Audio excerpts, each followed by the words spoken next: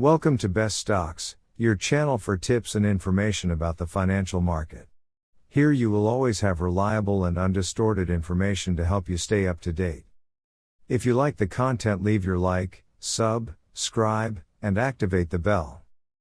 We have new videos every day at 10 p.m.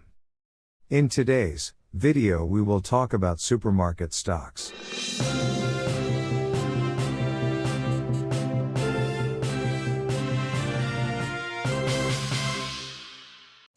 Supermarket stocks may bring some relief to investors who are terrified of the stock market. The S&P 500 has entered a bear market, having lost 23% of its value from its all-time high in early January. Short-term interest rates have been raised by the Federal Reserve as a result of this.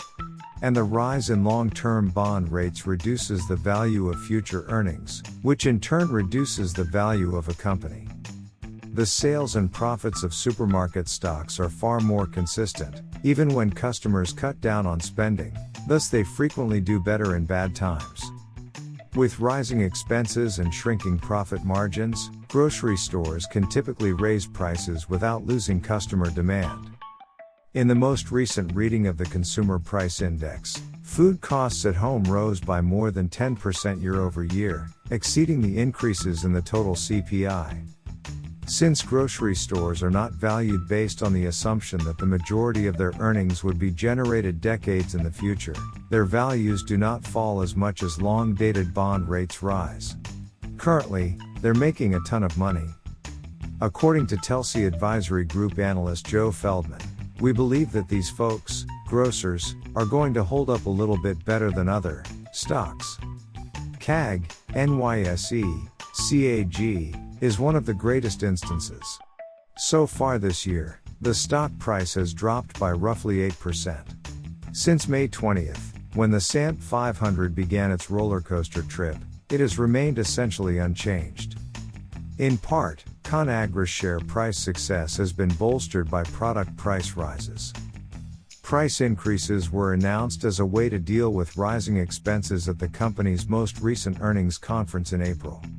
Analysts at FactSet estimate the company's gross margin will dip to 25.5% in the current calendar year from 26.4% in 2021.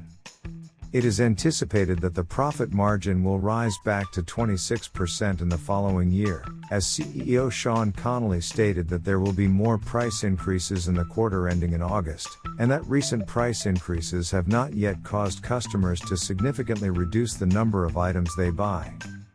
The stock's consistent value is also a factor in its support. As of the current year, the stock's price-to-earnings ratio has dropped to roughly 12 times. Comparing this to a decrease of more than 25% in the S&P 500's total forward earnings multiple, it's not too awful. As ConAgra, Albertsons Company's ACI-2, 53%, NYSE, ACI, is in the same situation. At barely 9%, its stock price has fallen to a near standstill since May 20th. The proprietor of a grocery shop has also been able to keep its profit margins in check by raising the prices of its products. Gross margin is expected to fall from 29% in 2021 to 28.6% this year, according to analysts. To be fair, given how much Target Corporation, NYSE, TGT, is likely to lose in gross margin this year, it's not too shabby. After all, Target offers numerous discretionary products that customers no longer want to pay such high prices for. According to Morgan Stanley MS-1.42% analyst Simeon Gutman, Albertsons has been excellent in controlling inflation. Both Albertsons and the wider market's valuations have decreased less than Albertsons. Compared to the S&P 500, its earnings multiple has fallen by just 20%, and the S&P 500's multiple decreased is less than half of this. This year has seen a lot of stock declines, and the tendency will probably continue. In any case, it's safe to say that supermarket stocks will be spared the worst of the blow. Did you like the video? Leave your like, subscribe, and activate the bell, so you don't miss the next videos.